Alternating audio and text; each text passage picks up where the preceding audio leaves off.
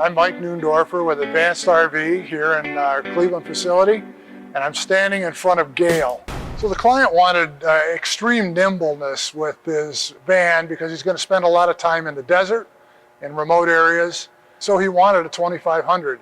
We start with all configurations with the client's objectives, and then we move into more specific design features from the objectives.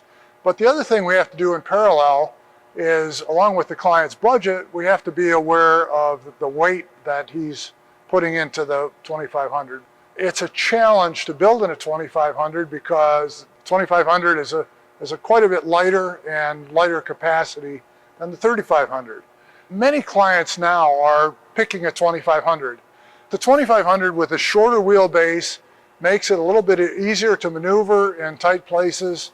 It makes it easier to avoid obstructions when you're in the desert and in the forest. Because it's lighter, it's going to float a little more in mud and sand and be a little more able to handle rough conditions. So while he spent some weight on the grill guard, we worked together to get the weight out of other aspects of this build. It has a fair bit of space, good sized shower, composting toilet, designed this himself, picked all the materials as with all our clients, and it turned out really nice. This has a Revuti sink.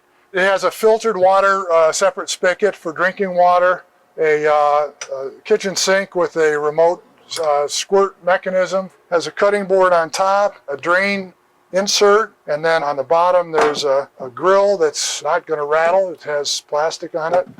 So I think this is a Italian sink, and it's pretty classy. So here's where we store the portable induction cooktop. It has an over the cab storage, which is fairly light. It's an aluminum, but it's covered for sound. Separate reading lights at night, or when you're driving at night. This is a portable solar panel that we found a place for when we built it. The client asked for a cooler. It's an electric cooler. It's actually a horizontal refrigerator. Take off the top, and it's got quite a bit of cooling space. It's vented. There are vents we built into the front and the back so that it will maintain its cooling capacity. And then we designed this latch so that it latches tight. So this is an airhead composting toilet. If you want the scoop on these toilets, there's a video by Fit RV that I watched this weekend, in fact, because I've never personally used a composting toilet. And James and Stephanie go through all the details, and after a year's use, how you clean it up, that you have to sit down and separate solids from liquids, and there's quite a bit involved with this, and it really never composts unless you have a place to dump it where you can dump it and mix it.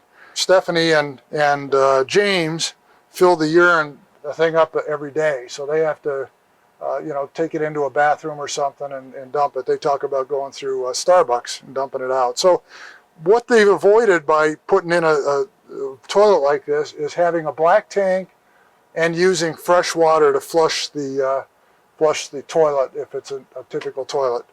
So we have a lot of clients that want composting toilets. I think some of them are due to the experiences they've had in other motorhomes.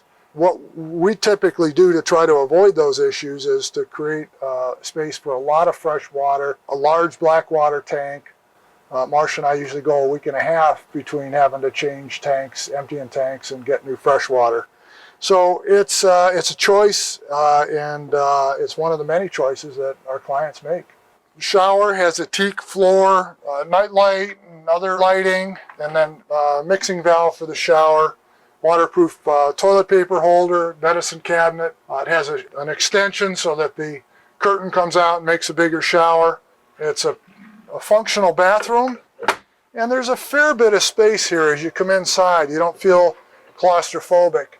One thing he did to keep the weight down was he used just cubbies instead of cabinets, and we designed these cubbies so that they would have blocks that would keep the stuff in his cubbies from sliding out. So this is the way he wanted to design it. It's pretty cool. We have our Silverleaf control, as we always put in. There's as much storage as we can get in here. This is where the tables rest, but there's also more room. Table and the Lagoon mount. And then there's quite a bit of storage all up above and down below. We have the batteries and the inverter and all the I/O for the electrical system is all under the bed. It's accessible and it's very attractive. For one person, I think this is a pretty nice layout. He did a nice job. It has opening windows in the back and in the side. There's another opening window here. These are all windows that are awning type so that they can be opened during when it's raining. There are 2 max fans, one in the front and one in the back. For a lot of circulation, you open the windows in these max fans and there'll be a hurricane in here. He's sleeping across in the back. That gives him plenty of room for sleeping. Now, I would have a little trouble sleeping across in this bed, but he's a little shorter than I am, and so he's great with that. He specified a purple mattress. I mean, if you know that, it's a brand. It's an incredibly heavy mattress. It's about this thick, and it's a fairly complicated construction. So we took this purple mattress, we took it apart, we had to make it fit in the back. We cut it down, we recovered it with material that gives it more stability, and then we built a cover for it in upholstery. He wanted to not worry about the van being level, and what he decided was he wanted to be able to level the bed. Right now this end is high. And bring this down. And these are all manual. We thought about making this electric, but he wanted to have it manual so it wouldn't break or have any issues in the outback. So this is a thermal blanket our upholstery people made to make sure that in the winter he can be comfortable. This isolates the heat loss areas from the main cabin. The client wanted to have a compressor, and these are his air hoses so that he can actually look at the pressure of the tire that he's filling and the pressure of the compressor. And this goes in this. He has his freshwater hose, his shore power, and then this is a table that works when the van is open for outside serving and whatever you want to do. This table goes up like that. The supports fold down into this drawer and close up and go away. This is also a pass-through cabinet. So there's a door on the other side.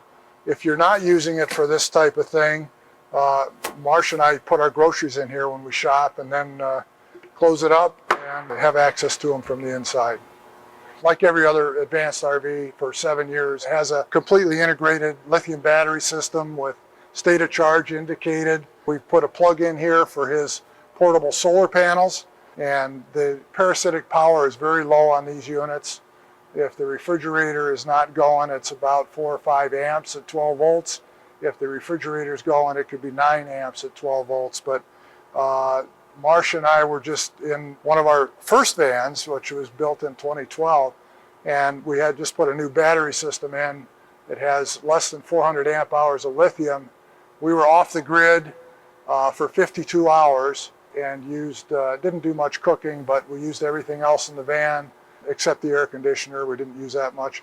We had about 37% of our battery power reserve after 52 hours of living in it.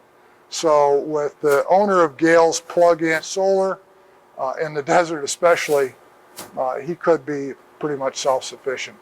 We're excited to have him come tomorrow. Thanks for watching this video. It's another 144 and it's been fun to build.